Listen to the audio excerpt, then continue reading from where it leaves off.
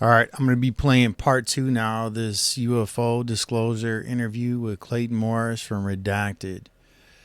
Again, I don't own the rights to this video, so it's going to be edited and not too much, but with an overlay too, a screen overlay over it. With that said, I strongly advise people when they listen to this video to be aware of what's being said and don't take anything for granted, because there's a part in the video where the interviewee is liking the technology and spirituality together. And for me, that's a big no-no. But for you, you're the viewer, so you have to decide for yourself. For me, my mind's already made up. Not that I'm closed-minded, but I strongly feel that this is deception. And whether the guy who's being interviewed, the former military officer, is in on the deception or not, I'd like to think not. He may just be totally deceived. And as a result, he's discredited, disregarded the Bible, the Word of God, and really has not any further looked into this being Nephilim, and that being angels that laid with women and gave birth to this offspring, which would explain these megalithic structures that are all throughout the world that we today cannot create with our own technology, in terms of the very weight and size of the bricks, the materials used. And examples would be the pyramids. I think it's called Machu Picchu, regardless that I chopped up that name. If you look throughout history, if you look out throughout what's remained from the ancient world, there are structures that far exceed our technology today, and others will explain this as being lost science. And we have to go back now and we have to rediscover this science. Again, enjoy the video, enjoy this interview, and decide for yourself. And with that said, enjoy that ride. To part 2 of our 2-part interview with JP, a man that spent years in the shadows in the United States Army working on special classified UFO and space programs. What he's seen and worked on is frankly jaw-dropping, and it could have profound implications for the future of humanity. And in part 1, we talked about how he went from cleaning pools in Florida to the United States government coming to his house and asking him to join the military for the purpose of working on these classified UFO and secret space programs. Also in part 1, we talked about his work on the under-ocean alien bases and so much more. So in part 2, which you're about to watch, we deep dive his experiences working on the moon base and other advanced technologies which could change everything if we were allowed to actually use them. So without further ado, here is part 2. Well, you've seen so many things. You've seen these underground bases. You've seen these arcs. You've been inside these arcs. You've witnessed this technology. With a lot of ground that we've covered, but the one thing that I really wanted to talk about was the moon base. And I've heard from whistleblowers, U.S. Air Force whistleblowers, who've been transported to the moon base. And I don't know, I know you can tell me, I think there are multiple moon bases from what I understand. Yeah, there is multiple moon bases. There is an arc on the moon as well. Underground? Underground. I think it is visible. It is visible? Yeah, I think it is it on the dark side? It is in between, I think. Do we know where on the moon? We do know where. And I think maybe you could, do you have any idea specifically, like if I'm looking at the moon, because a lot of amateur astronomers are going to want to dial this in. No, I do not know the exact location. Well, I can't give out the exact location. Okay. There's a lot of different countries involved. I know that. I know that there's another, I don't know if this is the first time people hearing this, but there's other people living in the moon that look Indian looking. And they got these egg-shaped crafts, and they're connected to ancient India. I could tell you that. And they're living in the moon, and they visit Earth now and then. And I think we have captured probably these egg-shaped crafts before, and I talked about it way before me interacting with a guy. His name is Lovint, and sometimes he picked me up in this egg-shaped craft as well. And you believe he was an ET? I believe he's a MT. An MT, a moon terrestrial. Yeah. Right, a moon terrestrial. Wow. And he looks Indian. They look Indian. Yeah. They look Indian in. So he would pick you up in this egg-shaped craft. Is that egg-shaped craft similar to what was recently revealed in that News Nation report a few months ago? Yes, sir. Almost identical? Yeah, identical. I think, yeah. It looks similar. Yeah. The pilot described that crash retrieval as being overwhelmed, like an overwhelming connection spiritually to this thing. Yeah. They're really spiritual people. They still have their traditions. They're really spiritual. Like they're way advanced because they implement the spirituality with technology. Right. So cool. So you were transported to the moon how many times? I remember once. Once. And it was just you individually or with a group of other members of the group of other people. In this egg-shaped craft? No. In a different craft? It looked like a TR-3B. Okay. This triangular military craft that we have. Yeah. Do you remember how long it took you to get there? Was it near instantaneous? Was it a few minutes? I blacked out and I opened and it was there. A U.S. Air Force whistleblower we've had on the show talks about her experience walking into almost like a Stargate facility, which would be in a small room, and walking into a Stargate facility where they've been transported to the moon base. Does that exist? Yeah. We have, on different bases, we have massive technology that even a ship can go through this gate and end up somewhere else. It's always crazy when we see shows and like the show Stargate, Star Trek, or you mentioned Andor. It's drip drop disclosure. Yeah.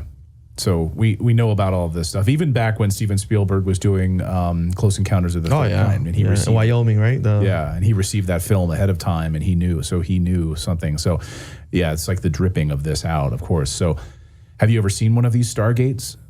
I have. You have? I have. But that's where I encountered, I can say it now, encounter those people. The bad people. Yeah. Yeah. And well, by the way, that's where the whistleblower we had on the show from the Air Force, she encountered those bad people. Yeah. Or she encountered pretty evil individuals at one of these Stargates. I think they're connected to the technology. They're like protectors. Like you can't look at certain things. You got to look down, look at the red line. If you look up, they'll punch you in the face, or it's like you're in jail. Wow. So can you tell where some of these Stargates are in the United States? I imagine one of them is probably in Alabama at the new home of Space Force.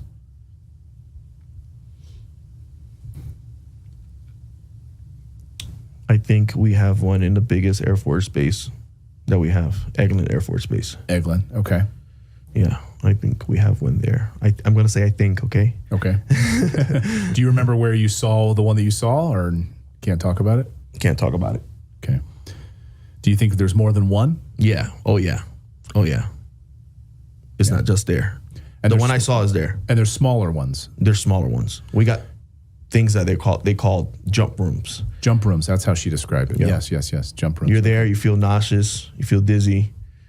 And you're out somewhere else. Would you describe it as like a wormhole? Or actually teleporting you? Like transporter Star Trek style? Yeah, you still see yourself.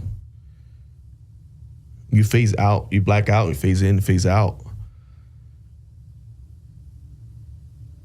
I don't know how to tell you, but it feels like a jump room. The room jumps and you're there. You're just there. All right, I want to go back to the moon. So you get in this group of individuals. You're with this group of other military individuals, civilians as well? They're civilians. And, you know, I don't want to take the stolen valor or nothing like that with astronauts. I feel bad about these astronauts that people say that they haven't been to the moon, Clayton. I think we need to address that.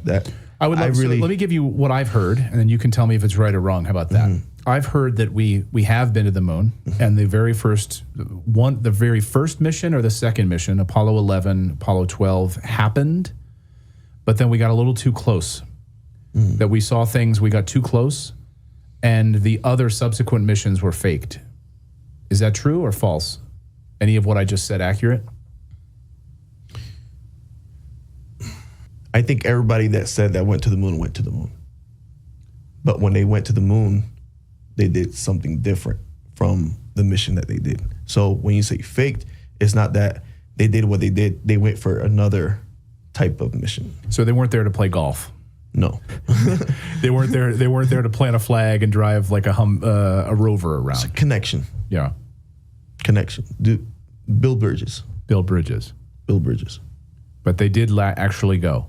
Yeah. And I think this happened also with the Chinese government. This similar situation.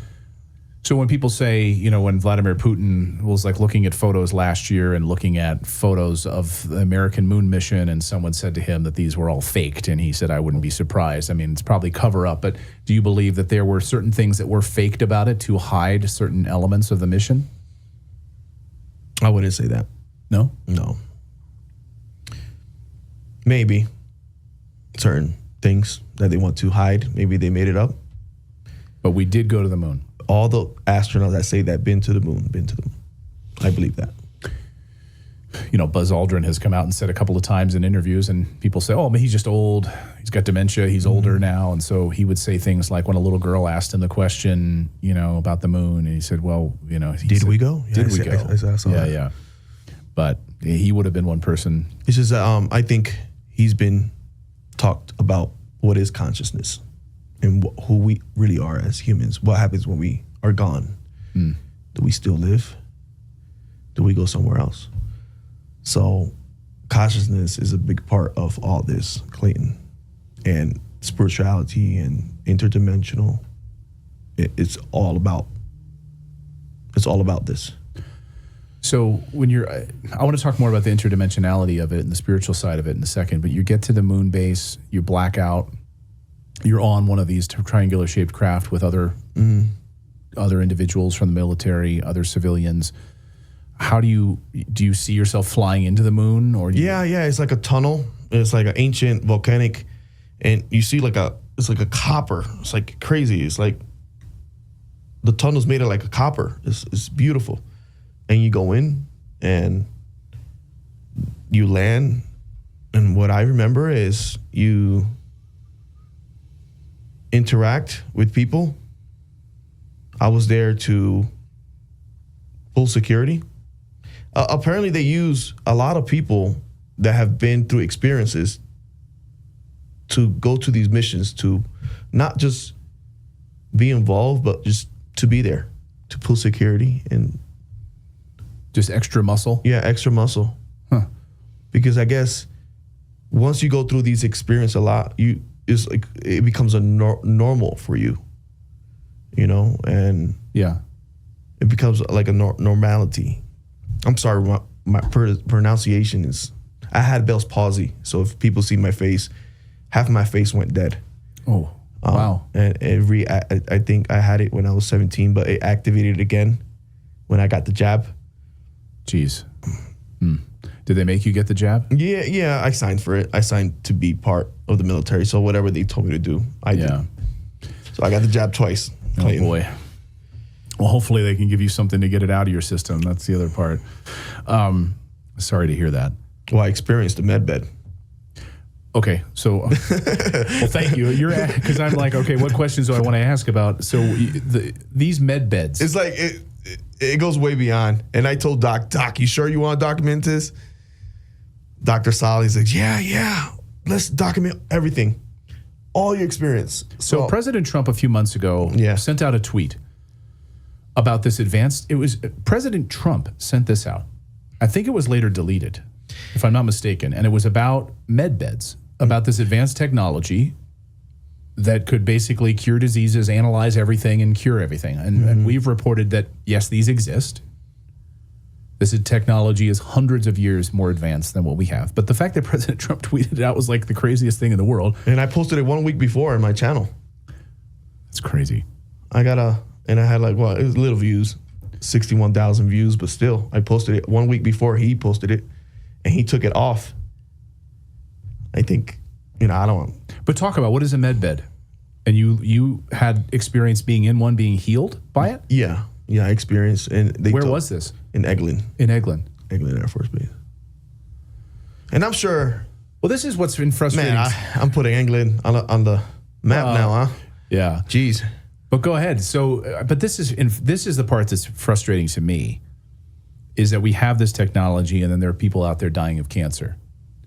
And we have this technology that can heal people, and there are just people dying of cancer right now. Yeah. And we're not allowed to see it. And that's the frustrating thing. That's really upsetting to me, like my father dying of a stroke a few years ago. And, if they had access to this technology, he'd be here now, maybe. Yeah. So I had heart problems the other day. It's no joke. We'll talk about everybody that talks about these things. I guess they get attacked certain ways, Clayton. These beds. I think the reason of that, Clayton, and I know it's sad for a lot of people. A lot of people, they need these technologies. They really need it, but the technology that is embedded inside these med beds can be used for something else. So there's certain technology that are part of these med beds, right? That if somebody that uses it for to do wrong, a lot of people can pass. If you know what I mean. Look what happened to atomic weapons, okay? We can use it for energy, or you can use it for nefarious purposes. Same thing with the med bed. Okay, in med bed, you got technologies that are implemented that if it falls in the wrong hands, we can't let that happen. Okay, and people need to understand that. The percentage of what would happen, or the percentage of what would happen. So when the moment is right, this technology will be released, but it's going to be released bits and pieces of it. And then there's going to be different companies also involved. Look at what happened with the car industry. We got Mercedes, we got Toyota, we got different types of brands. Different brands are going to be in charge to heal certain parts of your body. Certain brands are going to be for cancer or for stroke victims.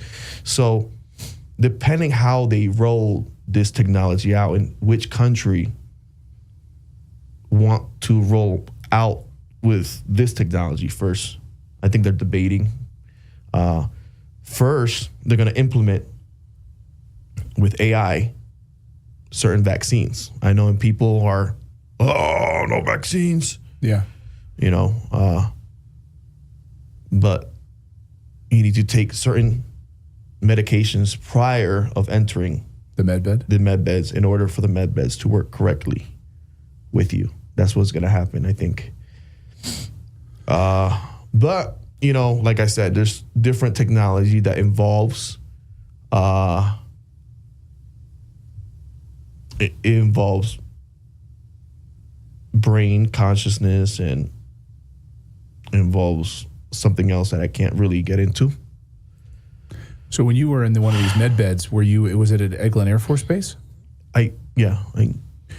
And how did they prep you for it? Did they say, and why did you need to be in a med bed? And I don't want people doing a line in Eglin. You know, they move these med beds. Well, I'm sure it's not the only spot that has a med bed. And they have the capability of moving these med beds all over the place. Well, I think there's some on the moon base, to my understanding as well. Yes. There's a lot on the moon base. So don't bother Eglin. Go to the moon base and bother go to the moon. Okay. So why did you have to be in one of these med beds? I was having problems after I got the jab. In my face, I got Bell's palsy. I thought I was having a stroke. Oh. And my lower back. And I was forgetting a lot of things, Clayton. I was starting to forget a lot of things that were vital to a mission. Yeah. Yeah. I was forgetting. I woke up and I forget it was Monday. I think it was Friday. Sometimes I was slurring words. So I really thought I was having a stroke. It was scary for me because I was telling Doc, I said, Doc, how about they're trying to erase me? Like erase my mind, like erase like me having frontal lobe, you know. So the guy that tells me, you know, that gives me the green light, he says, just say what I need you to say, you know, and just say certain parts of your experience. So in all these missions, there's a lot of things I still can't talk about, Clayton. There's in between, there's certain things that I can't because of national security or world security or whatever you want to call it. You know, I can't talk about. But I think it's already far on what I said. It's going to be nutty for a lot of people. But like you said, they're talking in Congress about it. We got a lot of military. We got Age of Disclosures just came out. That's opening the eyes. I'm sure the president has his eye on that. And I think depending, it could be this administration that talks about disclosure. I hope so. Depending about certain things. Well, I know that people like David Grush and others have said, we're just waiting for the president of the United States. If he can give us the cover to wipe away all of these NDAs that people have had to sign, and the president can say, these NDAs are now null and void, and you need to come forward. We want everyone to come forward, and we're gonna blow the lid off of this. It's like having what do you call those weapons that the Russian has that it's called I don't know. Yeah, it's a gun, but what does he do? I don't know if you can say it on the show. Russian roulette? Yeah, it's like a Russian roulette type of thing. Yeah, you know, all these technologies have a technology that's connected that can harm. So, anti-gravity, you know, what that can do with the economy, right? If that's released. Med beds, what that can do with the economy, if that's released. All the big pharmaceutical companies would be suddenly upended. Yeah. You know? And on top of that, you have what other things that can branch out from that the ETs don't want yet to come out. So you got that contract type of thing happening as well. So there seems like there's a lot of like ball and chains being dragging people down. It's like a roulette all over the place. So after just maybe you can talk about the medbed piece of it again. Like did you feel better after? I felt like I could run 2 miles in 12 minutes again. Wow. No. Almost 2 miles in 12 minutes. Almost instantaneously? How long were you in the medbed? I don't know how long I was there. I think I was there for a couple hours. I felt like I couldn't move from the neck down, I couldn't move my body. Wow. I was in the gel substance. And apparently the gel substance is connected with wires with electricity. So I think the gel, because of your pores, it connects more with your body. So I don't know what this gel substance is made of. Oh, I know it was not sticky, but sticky. And when I blacked out, because they were taking a lot of blood out, and when I blacked out and they had me in the wheelchair, I was on the bed already. And I had these wires coming out of my hands. I felt them, and I felt wires coming out of my feet.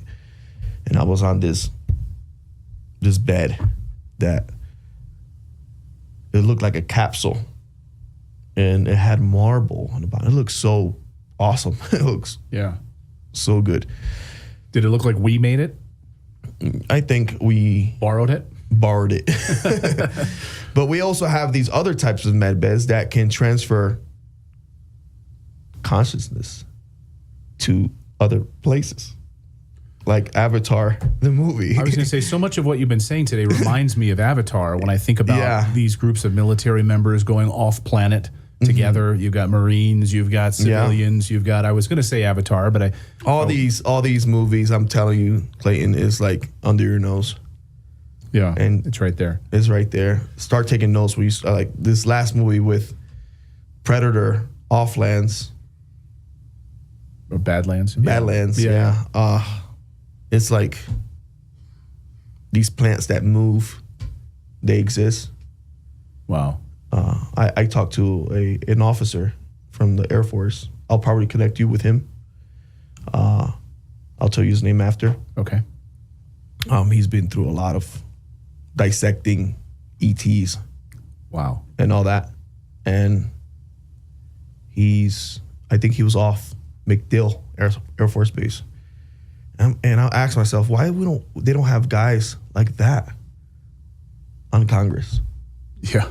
Or right. I'm not saying me, but now after I think this show, they're gonna probably subpoena me, right? I guess. Well, I mean, maybe they'll invite you to testify in front of, hopefully, with whistleblower protection in front of Congress, as other whistleblowers have. I hope so. Jeez, it's gonna be tough. I hope so, but I think it's coming out in stages. Yeah. I think soon we're gonna we have all these guys talking about UFOs. We got evidence, video evidence, and then we're gonna have the second stage of it. The grunts, the people that were told what to do. Yeah. I just want to go back to the moon base here and then talk about some of the. I'm trying to go around the moon base. I know. You're trying to go to the dark side of the moon, and I keep bringing you back because, to me, I mean, as a child growing up with my Jason telescope in my front yard, as a kid going out in the middle of the night and looking up at the moon and studying it, and I'm not an astronaut. That's the thing, you know. It's just you feel like you're there. You are there. You go through these experiences, and you have other people that are there with you. So when you look up at the moon, like when you're at home, you're with your kids, you're just like looking up in the sky, you're like, do you like, does it strike you like, I've been there? Yeah, it does. It does strike me. And I know a lot of people from church are going to see this show. Yeah. That, watch it, and I don't talk to people in church about my experiences. Yeah. I still go to church. I still worship God. I'm from a Christian background. My father was a pastor. My wife, she's a pastor. My father-in-law, he's a pastor. Everybody in my family is religious. So I do still go to church, and I believe in God. I want people to understand that I still believe in a superior being, a powerful being. But when you go to the moon and you come back, you see everything different. You see... How so? I started seeing civilization different. I bet. I started seeing people different. I was like, I can't believe people are going through this. Like, for example, like you told me about your dad. Yeah. And we have these technologies. Yeah. Who's behind the bigger picture? Who's behind all these technologies? I know the military, we experienced all this, but it's like how can I put this? There's different pockets of people that do certain things. We got the military, we got the governments, we got the civilian sector, and then we got the people that are like super scientists that are connected and they have their own military. It's different pockets. Yeah. But it all bridges together. So if people say it's the military, it's connected, but I don't think it's Just the military. Just the military. And the air On the moon? on the moon, it's How are they doing that? So you fly into this like copper tube in this craft, in the triangular shaped craft. You land. What does it smell like? What does it look like? And are you able to breathe? there's a lot of water on the moon. There's a lot of water? There's a lot of water on the moon. Yeah, crystallized water on the moon, and we have technology that Decrystallizes it. decrystallize these water. You know, in water we have oxygen, so you can extract certain. Is it difficult to breathe for you? Like when you landed and came out of this Similar to when you climb the mountain here in Colorado? Colorado. Yeah. It's thin air. Yeah, it's really thin, but you can still breathe. But it feels refreshing, I'm sure. Is there water, decrystallized water sort of flowing through this facility? No. The crystallized water flowing to the facility. But we have water. They have water. We have. When you get off this craft, do you say like, "Hey, I have to go to the bathroom," and like, "Oh yeah, the men's room is over there." Like, you know, I'm just like, is it totally? Yeah, I didn't go to the bathroom. And how long were you there? I don't know the time that I was there. Everything seemed like fast pace. So there's no Similar like now. yeah, like I need to go get a coffee. Like, do they offer you like, oh, you're here on the moon? Would you like something? We got these pills that they give us prior. We drink these pills, and What do they do? I think they lock certain things inside your body. Huh. Yeah. And okay, so you're there. What can you describe I mean, you see what does it look like? Is it like a brand new building? Can you describe It looks older. Older. It looks older structures, but it's embedded into the moon. Okay. Our area, but the area of these people that live there, it looks like ancient Rome type of structures. So it's been there for hundreds of thousands of millions? Yeah, maybe thousands of years. Yeah. So the new structure who built the new structure, do you know? I think it was humans. I don't know who built it. Humans in collaboration with? Humans in collaboration with these with Nordics beings. I know the Nordics have a big connection with these beings on the moon. So you're in this like newer facility than compared to the older Roman style structures. Yeah. And can you see the sky? Is it just a full building around you like a dome? Is there like it's like a cat cave, big cavern. Big cave, okay. And then you hear, it's not like a bell, you hear like you hear the moon itself. Is it hollow? Is it an actual moon, or is it a hollow structure, as some people have suggested? I think it's a craft of some sort. That the whole thing is a craft. I think it's a craft of some sort. I think it was sprung there. Because I've heard from other people that we've had on the show who've been to the moon base, they've talked about this sound that you just mentioned, like that it almost has like an engine-like sound. I think it's alive. I think it's alive. I think it's a craft of some sort that's been there for a long time, Clayton. That's what I think. It's a moon. Yeah. Yeah. But who knows if, yeah. I don't know if it's a dormant craft, or if it could be turned on, or if they move it closer, it can create bigger waves on Earth. I'm not saying nothing, but I don't know. Why would they do that?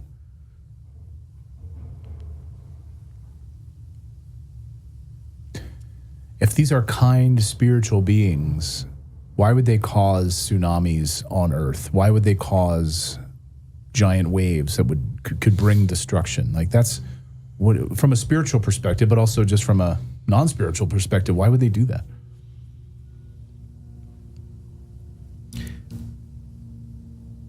There's things that we don't understand, Clayton.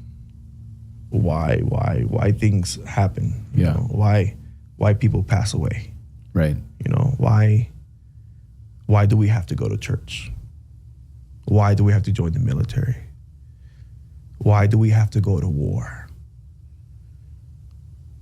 You know, look at us humans. Like, what do you think? Like, if you come from a different place and you look at us, right? We're the most warring individuals we've ever seen, right? The only species on Earth that kills each other. Yeah. You know? So I think throughout history, we have been resetted. You know? We've been reset. Type of reset. Interesting. And I think It's a wake-up call. I think we're scared that might happen again. You know? I'm not putting fear porn out there, you know? Yeah. But we got higher beings that are smarter than us. We got to accept that. We got... And far more powerful than us. Far more powerful. That if the moon comes a couple 100 miles closer... And they can control this. A lot of things can be wiped out. A lot of sea level would change. Imagine if the moon gets closer. What will happen? And it was closer before. The waves were way bigger before, a couple thousand years ago. Right. The moon is moving away an inch, inch and a half every year, something like that. Why?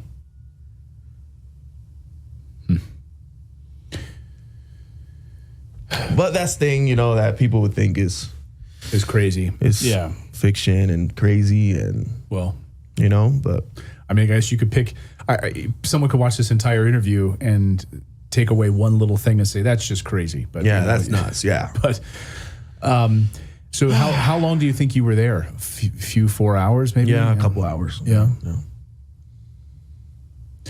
And after that, had you gone back to the moon base since? No, I don't. That you know of? Remember, yeah. Yeah. No, I probably have, but I don't remember. Yeah. There's certain things that I get back in dreams. Yeah. But I don't really, like, I remember seeing Jupiter. What? The rings of Saturn. So traveling there, you didn't just go to the moon, you traveled out? Yeah. For what purpose? Why would they take you that? Certain mission. We have a company that mines the rings of Saturn and mines certain things around our solar system. We have a company that does that? Well, not the United States, but the world. The world. What are we getting from the rings of Saturn? What kinds of metals? I don't know, Clayton. I don't know. I'm just an E4 in the military. I'm told what to do. I wish I was an officer, but when I got out, they gave me a paper saying that I was a war officer too, and she called me a sir, and I said, "Hey, this is wrong." She went into the office, and she's like, "I'm sorry, specialist," and she came out pale, and she switched it out, but I got that information still. What does that mean? War officer too? Yeah. I mean, why would she say that? What does that mean? What do you mean? Like, she gave me a paper saying that you were an officer. Saying that I was an officer. Oh, I thought you said war. No. W-A-R. Warrant officer. Warrant officer. I'm sorry. She thought you were a warrant officer. Yeah. So I have the paper that says. Why did she think she made that mistake? I think it was in a computer system somewhere. I'm not saying. I got the documents. Interesting. That shows that I was probably another rank. But I'm an E4. And I'm 40 years old. Do I look like an E4? No. But they kept you there. They kept me as an E4. Yeah. Again, I've heard this. You're not the only one. So that's a piece of the story that I hadn't. And I think people have heard about these 5 years and back or 15 years or 20 years and back type of programs that not the military. I'm telling you, different people have. A lot of people like to blame the military for a lot of things. Yeah. And I tell people, join the military. It changes your life. You know, if you're 19 years old and you retire when you're 30, join the military. It's the best decision I made. Yeah. You know, you might go through an experience like mine. Who knows? You know? How active is the universe? How active is the solar system with craft? Is it buzzing with activity when you talk about mining the rings of Saturn? I don't know why I'm crying. Well, there's tissues there. I mean, how active would you? Well, this is this is not an easy thing. I just want my audience to think about this for a moment, like what you've gone through in your life, and to think that you're coming forward in this way for the first time, revealing your name, revealing your face in this way, I'm just E4. telling your story, you know? Yeah, but you're so much more than an E4, you know? And in many ways, with this interview could help change the world, you know? Getting this information out to people could help change the world. So it's very brave what you're doing. Very brave. And I don't know that many of us would be able to do what you do. I mean, just anyone who's watching right now to ask themselves that question, if I was in JP's position right now, would I do this? You know, and it's a very brave thing to do. Yeah, it's tough. It's tough. And I say it again, I love this country. I would never go against this country. Some people say, you're a whistleblower. I'm not a whistleblower. I'm just being told. And you've been given the green light by commanding officers. Yeah. And they don't want to be known that they're giving me the green light. And I respect that. You know? Yeah. I want to talk maybe the spiritual side of all of this. We talk about the interdimensionality, the spiritual side of it.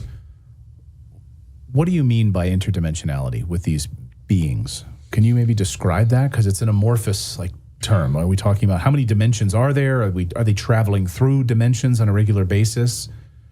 The way that we would walk through a door to see our loved ones? Read the book of Enoch. The book of Enoch. Okay. It gives spot on. Spot on. And certain books, you know, the books of Proverbs, you know, the book of, it's spot on. So in Enoch, can you maybe point out a few things that maybe the Watchers? How does that? There are spiritual watchers who are constantly, like I said before, they know what you're doing. And you could say they're angels, or they're angels. I think they're angels or negative entities that want you to fall and to sin, do bad things, you know. And there are others that want you to flourish and talk about love. That's what I love to talk about. I talk about love. And are they physical beings that you've seen that I've seen the Nordics. They feel so peaceful when I interact with them. And for me, I call them angels. Yeah. You know, but people call them Nordic beings. You know, they look physical like us, like you and me. Like if I'm talking to you right now. And do you describe some beings as disappearing? Yeah. I have a video that I share with Dr. Sala. I grab I didn't want him to go. It's like he was giving me a message and I didn't want him to go. And I grabbed a piece of his clothing and it ripped. And it was like a bluish rainbow color. And I went like this to it and it turns into water. And it disappears in my hand. I have a video of that. And what happened to him? He disappears.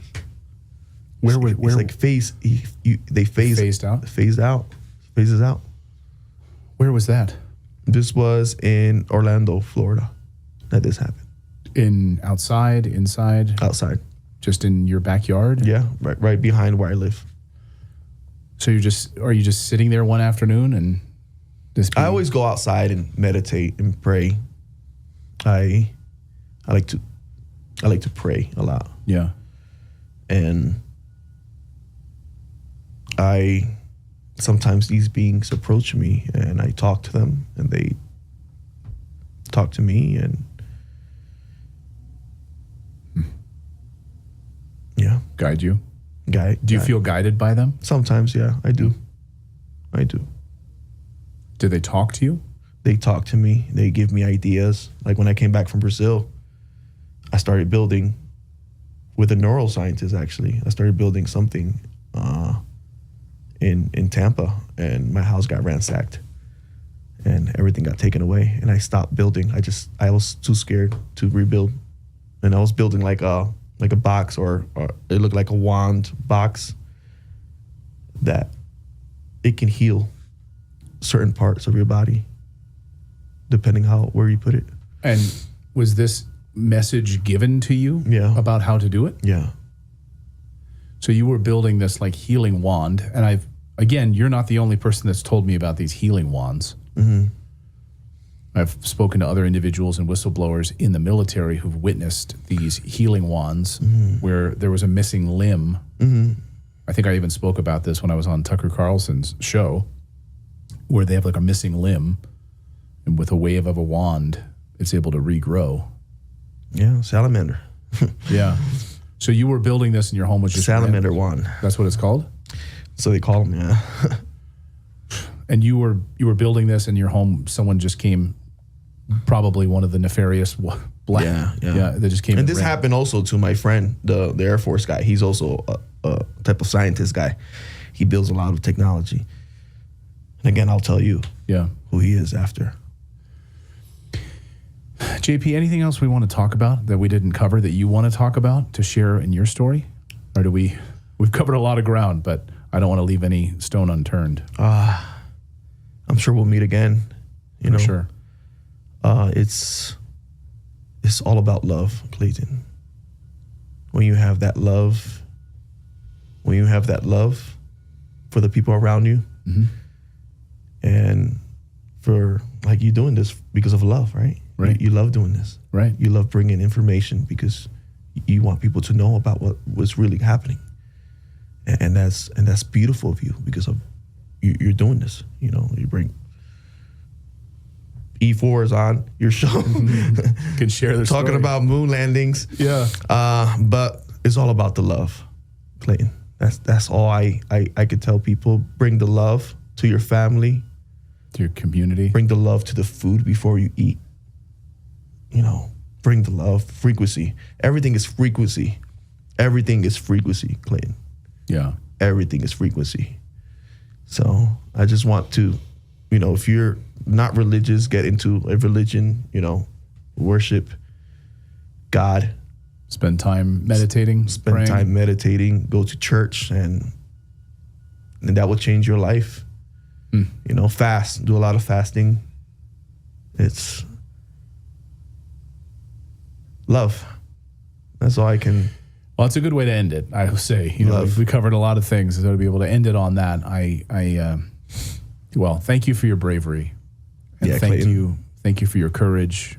Thank you for your love. Thank you for what you're doing. Thank you, JP. Thank you. Thank you, Kane. Thank you. God bless. Much love. Thank you. Akuria Mate. That means heaven to earth. Heaven to earth. Heaven to earth.